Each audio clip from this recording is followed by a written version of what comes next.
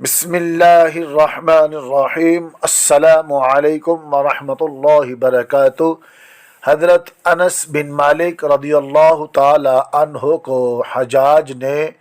بصرہ کا قاضی یعنی جج بنانا چاہا تو آپ رضی اللہ تعالی عنہ نے حضور خاتم المرسلین صلی اللہ علیہ وسلم کا یہ ارشاد بیان فرمایا: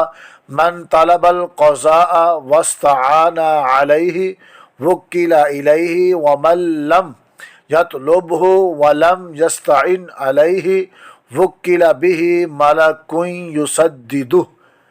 جو شخص قاضی بننے کا طلبگار ہو اور اس کے لیے سفارش وغیرہ کے ذریعے مدد طلب کرے تو وہ نفس کے حوالے کر دیا جاتا ہے، اور جسے عہدے کی طلب نہ ہو اور اس کی خاطر کسی کی مدد بھی حاصل نہ کرے اور اسے زبردستی عہدہ دیا جائے تو اللہ تعالی اس پر ایک فرشتہ مقرر فرما دیتا ہے جو اسے سچائی اور درستی پر ابھارتا ہے۔ نفسانی خواہشوں کی خاطر قضا یعنی جج وغیرہ کسی منصب کا طلبگار